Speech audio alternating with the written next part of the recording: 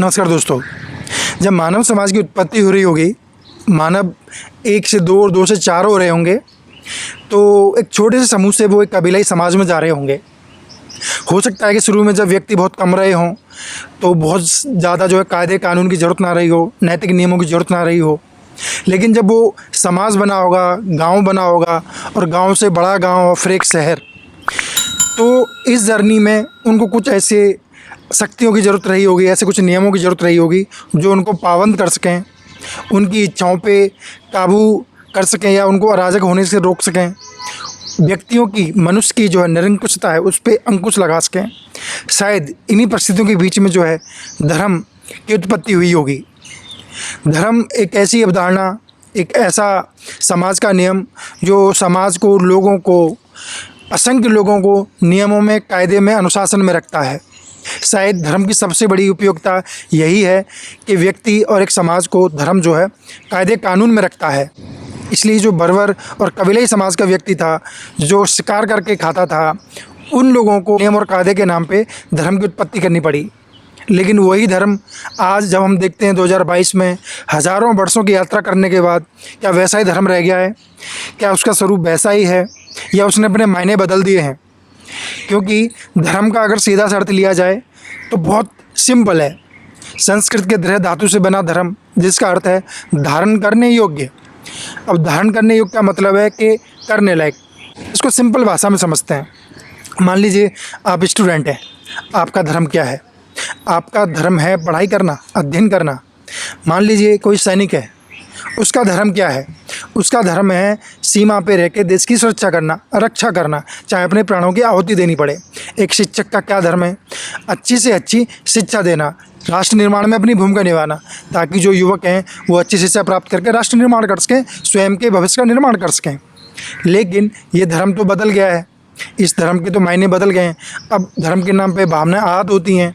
धर्म के नाम पे एक व्यक्ति दूसरे व्यक्ति का गला काट देता है।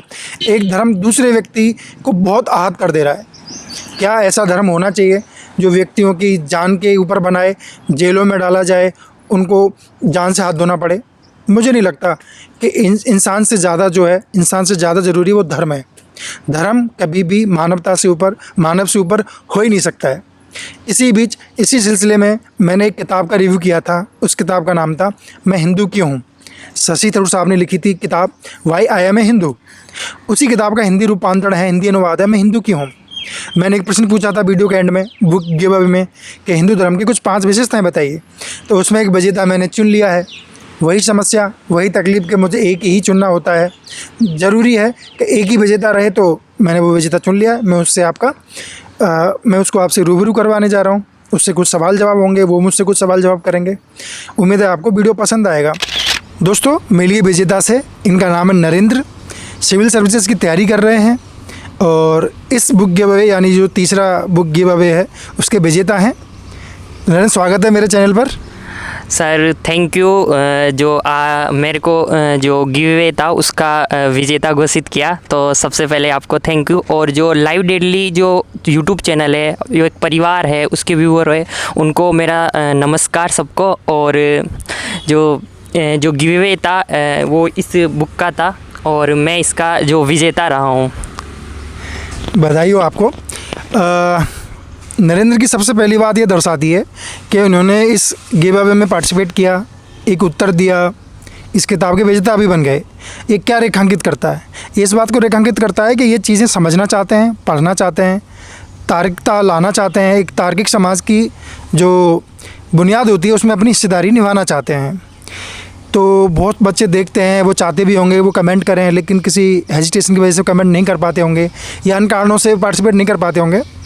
चीज़ें कभी आएँ, आप पार्टिसिपेट करें, आप विजेता बने ना बने, ये बड़ी बात नहीं है। बड़ी बात है कि आप कोशिश करें, पार्टिसिपेट करें। तो नरेंद्र ने वो कोशिश की और वो विजेता बन गए। अब हम कुछ सवाल जवाब करेंगे। मैंने नरेंद्र को पहले ही कह दिया है, बिहाइंड द कैमरा आप जो चाहें वो पूछ सकते हैं। No limitations, no boundary. It's whether official, professional और पर्सनल, जो भी वो पूछना चाहें पूछ सकते हैं। नरेंद्र, अगर आपके कुछ क्वेश्चन हैं ना, बेझिझक होकर पूछिए। Yes sir. जैसा कि सर ने बताया कि मैं सिविल सर्विस की प्रिपरेशन कर रहा हूँ और पिछले साल से मार्च से ही मैं यहाँ पे जयपुर में रहकर प्रिपरेशन कर रहा हूँ और मैं कोटा का हूँ, वैसे कोटा राजस्थान से हूँ। तो मैं जो सर है हमारे, वो सिविल सर्विस की प्रिपरेशन भी की है सर ने, और एक मैनेजमेंट भी किया है किसी संस्था में, बहुत बड़ी संस्था है, उसमें सर ने मैनेजमेंट का काम किया है। तो इन्होंने बच्चों को देखा है कि कौन कौन सी प्रॉब्लम रहती है, उसको ओवरकम किस प्रकार करना है। तो मैं सर से क्वेश्चन पूछना चाहूँगा कि सर जो बच्चों में जो डिस्ट्रैक्शन रहता है, तो उस डिस्ट्रैक्शन को किस प्रकार से ओवरकम करें या फिर उसमें किस प्रकार से बैलेंस बनाए, तो सर उस पर मैं क्वेश्चन पूछूँ। ठीक है निरंतर, शायद ये समस्या तुम्हारी नहीं है, शायद सभी स्टूडेंट्स की है। और जब मैं स्टूडेंट्स था, मैं तैयारी कर रहा था, तो मेरे सामने भी ये समस्या रही होगी, अवश्य रही होगी, इनकार किया जाना मुश्किल है। देखिए डिस्ट्रैक्शन जो है एक पहले तो इसका हुआ मत बनाओ, ये आएगा। इसको मैं कहता हूँ कि किसी भी समस्या को आप जितना नॉर्मल लेंगे, उसको एक्सेप्ट करेंगे, आप उतना ही जल्दी उसको जो है काबू में कर पाएंगे, आप उस पर नियंत्रण कर पाएंगे, उसको ठीक कर पाएंगे, उसमें सुधार कर पाएंगे। पहली बात तो ये। दूसरी बात ये है कि डिस्ट्रैक्शंस आता क्यों है। डिस्ट्रैक्शन इसलिए आता है कि आप या तो दो ही केस हैं, या तो आप जिस चीज़ की तैयारी कर रहे हैं आप उसमें फुली डेडिकेटेड नहीं है और आपकी दिलचस्पी नहीं है, वो मैं मना कर देता हूँ, मैं खुद ही खारिज कर देता हूँ। अगर आप तैयारी कर रहे हैं, जयपुर में रह रहे हैं, तो आप अपने लक्ष्य को प्राप्त करने में जो है बहुत डेडिकेटेड भी हैं और क्लियर भी हैं, तो वो भी मैं खारिज कर देता हूँ। अब बात आती है दूसरी, ये बात है कि आपकी जो एनर्जी तैयारी के बाद बच रही है, मान लीजिए आप 10 घंटे पढ़ते हैं पर डे, 20 घंटे आपके पास है, मान लो 4 घंटे 5 घंटे सो रहे हैं, तो 18 घंटे आपके पास लगभग हैं। 10 घंटा पढ़ लिए, तो उन 8 घंटों में आप क्या कर रहे हैं, वो 8 घंटे डिसाइड करते हैं कि आपकी लाइफ में कितना डिस्ट्रैक्शन होगा और कितना नहीं होगा। उन 8 घंटों का नियोजन इस तरह कीजिए कि उसमें आपकी फ़िज़िकल एक्टिविटीज़ हों, आपको स्पोर्ट्स खेलें या वॉक करें मॉर्निंग इवनिंग में, कोई भी फिजिकल। तो उसमें क्या होगा कि आपका जो स्वेट है, आपकी जो नेगेटिव एनर्जी है, स्ट्रेस है, एंग्जाइटी है, वो वाई स्वेट जो निकल जाएगी बॉडी से, और आपकी जो मेंटल हेल्थ है वो अच्छी रहेगी, आपके अंदर पॉजिटिविटी आएगी, क्रिएटिविटी आएगी, एक तरीका। दूसरा तरीका नरेंद्र मैं बताता हूँ, पढ़ाई के अलावा भी कुछ ऐसी हॉबी रखिए जिससे आपकी तैयारी में मदद हो।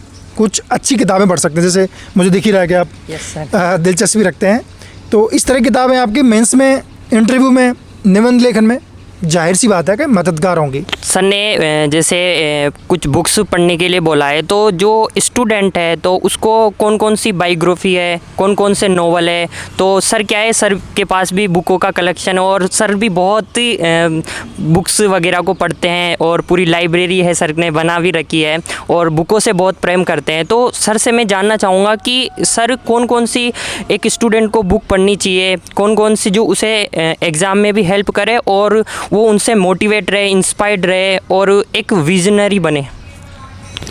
ये बहुत अच्छा प्रश्न है, क्योंकि अभ्यर्थी ना कंफ्यूज रहते हैं कि सर हमारे पास तो सिलेबस की किताबें इतनी हैं, हमारे पास तो ऑनलाइन ऑफलाइन पढ़ने के लिए इतना ज़्यादा है कि कुछ और पढ़ ही नहीं सकते हैं। सही बात है, बट एक समय ऐसा आता है कि आप उन किताबों से, उस माहौल से ऊब जाते हैं। आता है ना, सप्ताह में 1-2 दिन तो आते ही होंगे। तो मेरा ये कहना है कि जब वो 1-2 दिन आते हैं, जब आप डाउन फील करते हैं and you don't want to read academics books, syllabus books, then what to do. तो मेरा सुझाव ये रहता है कि यार उस समय में ना आप सिलेबस से इतर किताबें पढ़ें जो इनडायरेक्टली डायरेक्टली आपके प्रक्रिया, जो चयन प्रक्रिया है उसमें मदद करें। जैसे कि सोशियोपॉलिटी बेस्ड बुक हो गई, इंटरनेशनल बुक्स हो गई, या लॉ से रिलेटेड बुक्स हो गई। जैसे अब मैं नाम लूँ तो रजनी कोठारी जी हो गए, अमर सेन जी हो गए। तो इन लोगों की किताबें आप पढ़ेंगे तो आप पाएंगे कि आपकी तैयारी में वो धार दे रही हैं, कहीं ना कहीं से सहायता कर रही हैं, और आपको परफेक्ट भी बनाएंगी, आपको मैच्योर भी करेंगी, आपका जो दिमाग का जो दायरा है उसको बहुत बड़ा कर देंगी। आप जब अपने दोस्तों से मिलोगे या किसी इंटरव्यू में जाओगे या किसी से बात करोगे, तो आपके व्यवहार में, आपके एटीट्यूड में वो परिलक्षित होंगी अपने आप ही। सामने वाला व्यक्ति भांप जाएगा कि ये व्यक्ति सिर्फ सिलेबस नहीं पढ़ रहा है, और सिलेक्शन प्रक्रिया में भी वो ज्ञान है, जो आपकी समझदारी आएगी आपके अंदर, जो अलग से कल्टीवेट होकर कुछ रिनोवेट होकर आएगा, डेफिनेटली वो आपको हेल्प करेगा। व्यक्तित्व निर्माण में किताबें और आपका भ्रमण, घूमना फिरना बहुत बड़ा रोल निभाता है। तो उस प्रक्रिया से आप जुड़ें, और पढ़ना क्या है, शुरू में आप पढ़ें वो जो आपकी दिलचस्पी हो, किसी एक चीज़ से स्टार्ट कीजिए। फिर यात्रा में क्या होता है, धीरे धीरे धीरे आप हर जेनर की, हर जॉन की किताब पढ़ने लग जाएंगे। ठीक है, सर का जवाब बहुत ही अच्छा लगा। और अब मैं सर से एक क्वेश्चन पूछना चाहूँगा कि जो एक सिविल सर्विस एस्पिरेंट है उसको कौन कौन सी, सर ने भी तैयारी की तो कौन कौन सी गलतियों से बचना चाहिए, और एक अच्छे सिविल सर्वेंट जो एस्पिरेंट है उसमें क्या गुण होना चाहिए जो एक सिविल सर्विस बन जाए उससे। ये काफ़ी अच्छा प्रश्न है। मुझे जो लगता है अभ्यर्थियों में 2 गुणों का होना बहुत आवश्यक है, खासकर जो सिविल सर्विस की तैयारी कर रहे हैं। पहला जो है वो है धैर्य। धैर्य अगर आपके अंदर है तो आप इस तैयारी में चल पाएंगे, सर्वाइव कर पाएंगे, क्योंकि ये 1 दिन की परीक्षा नहीं है, 6 महीने की परीक्षा नहीं है। It is almost 1.5 year, 2 years, sometimes 3 years, 4 years.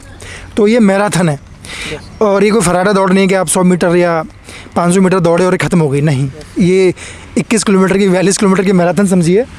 आपको परिश्रम करते रहना पड़ेगा। आप गिरोगे, टूटोगे, उठोगे, गिरोगे, टूटोगे, गिरोगे। कई बार आपके परिवार का सपोर्ट मिलेगा, कई बार नहीं मिलेगा। आपकी दोस्ती यारी, कभी शादी के आएगा नंबर, कभी शादी का नहीं आएगा, आप मना करोगे, कभी हाँ करोगे। इस तरह की तैयारी है।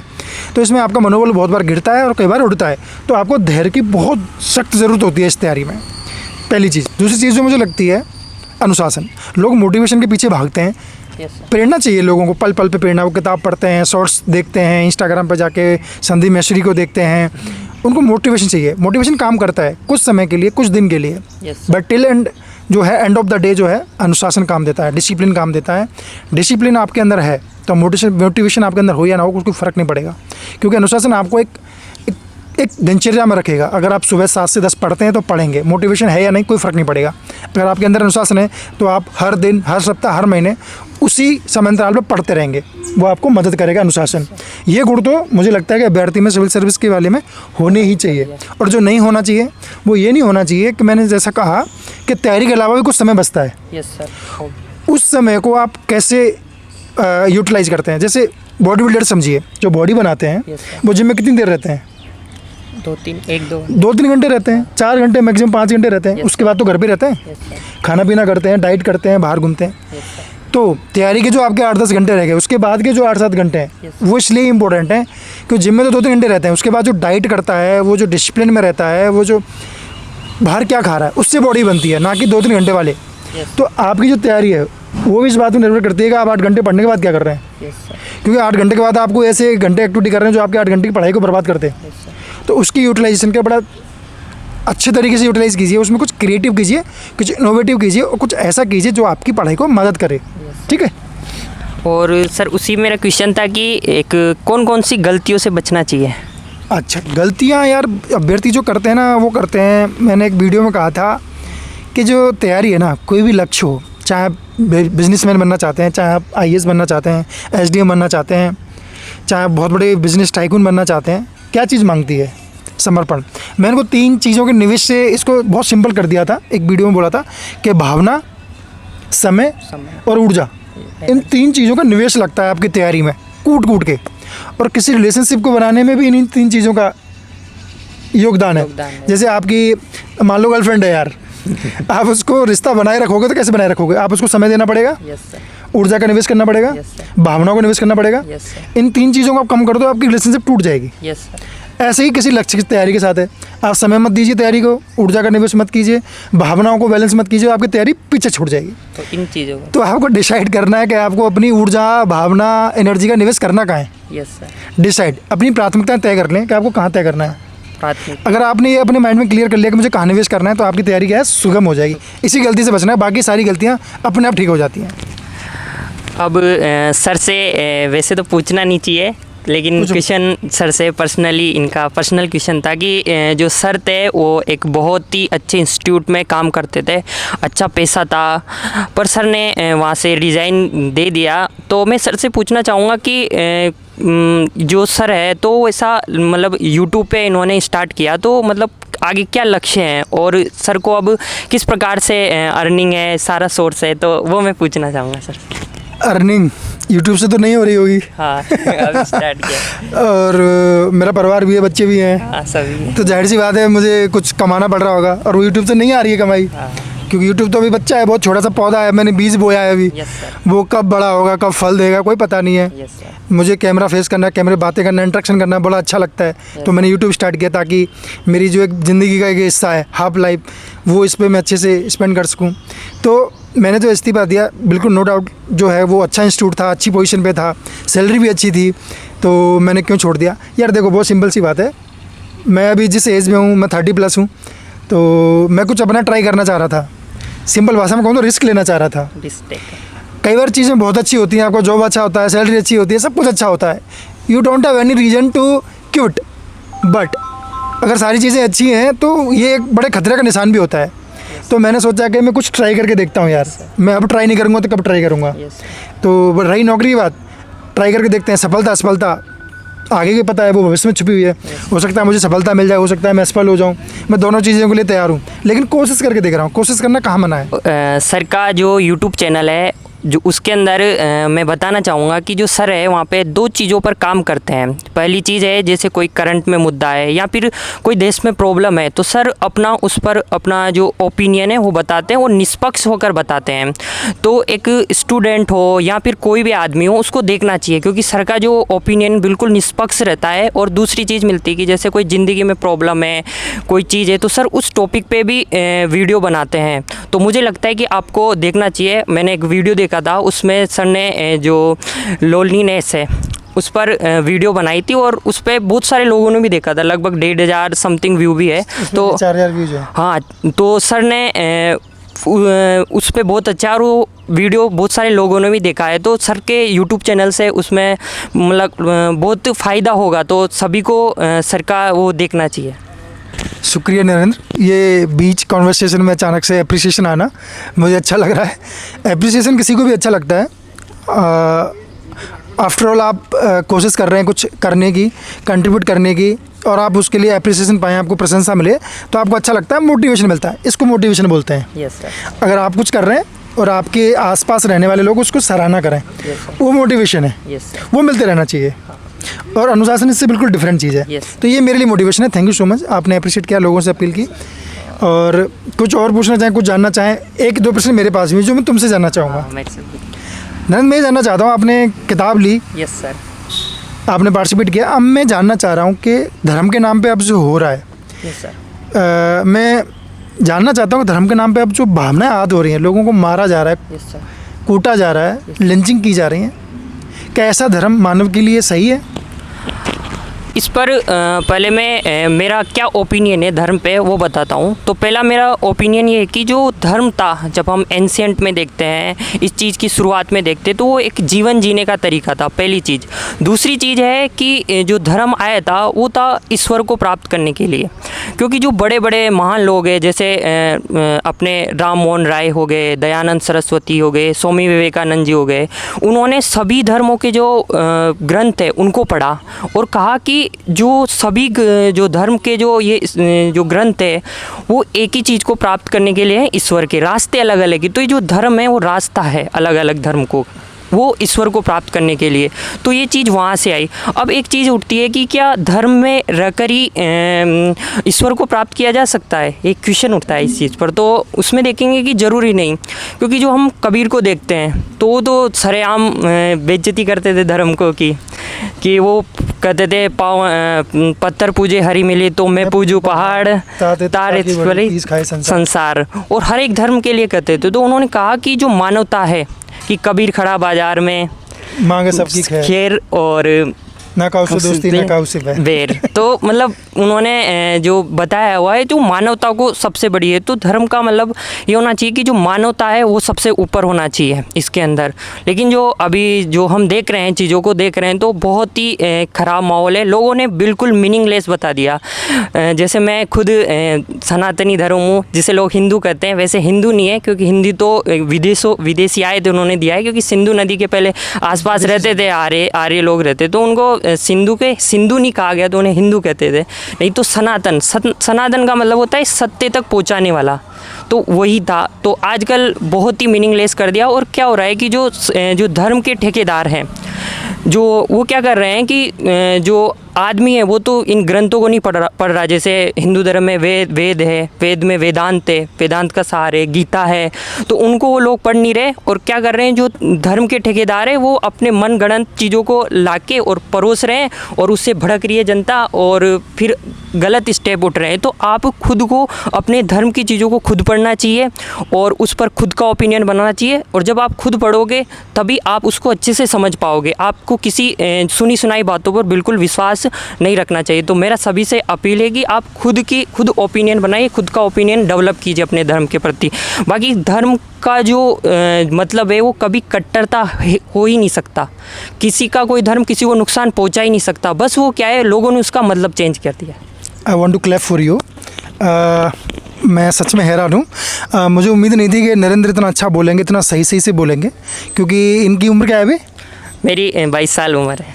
22 साल के हिसाब से काफ़ी मैच्योर थिंकिंग है और इन्होंने सारा सार बता दिया है कि आजकल जो देश में धार्मिक वैमनस्यता है या धार्मिक उन्माद है, कट्टरता है, उसके लिए एक मार्ग सुझा दिया है, उसके लिए एक रास्ता दिखा दिया है। मैं बोलता हूँ उस चीज़ को नरेंद्र ने बोल दिया है और मुझे खुशी भी हो रही है कि उनको काफ़ी अच्छी समझ है। इन्होंने कई सारे उदाहरण भी दिए हैं, कई सारी चीज़ें भी ली हैं। तो यही मैं कहना चाहता हूँ कि धर्म जो है आपके हित के लिए बनाया गया था, आपके अहित के लिए नहीं। और आपकी भावनाएं और आपका धर्म इतना कमज़ोर नहीं होना चाहिए कि किसी एक दो के कहने से वो खतरे में आ जाए, आपका धर्म संकट में आ जाए। धर्म बहुत बड़ी चीज़ है, वो आपकी भावना हाथ कोई ऐसे नहीं कर सकता। मैंने कुछ बोल दिया तो आपके धर्म खत्म हो गया, ऐसा तो हो ही नहीं सकता है। तो अपने दिमाग को विस्तृत कीजिए, अच्छी चीज़ें पढ़िए, अच्छी चीज़ें सुनिए, व्हाट्सएप फॉरवर्ड, व्हाट्सएप यूनिवर्सिटी से दूर रहिए, हर चीज़ की जांच पड़ताल कीजिए, उसको गूगल कीजिए, उस पर मंथन कीजिए, तब जाके कुछ सुनिए, बोलिए। आप इन्हीं चीज़ों को करते करते बहुत सारे जो है समस्याओं से बच जाएंगे, जो आपकी मानसिक अशांति उससे बच जाएंगे। तो बहुत बहुत धन्यवाद नरेंद्र, आप आए, थैंक यू। मुझे काफ़ी अच्छा लगा और उम्मीद करूँगा आगे भी गिव अवे करूँगा और आप पार्टिसिपेट करेंगे, चाहे आप विजेता रहें या नहीं रहें, क्योंकि हर वीडियो में तो आप विजेता नहीं रहेंगे। Yes sir. तो बहुत बहुत धन्यवाद। आप सभी का भी बहुत बहुत धन्यवाद, आपने वीडियो सुना। अगर आप चैनल पर नए हैं तो please subscribe the channel and hit the bell icon. Thank you so much.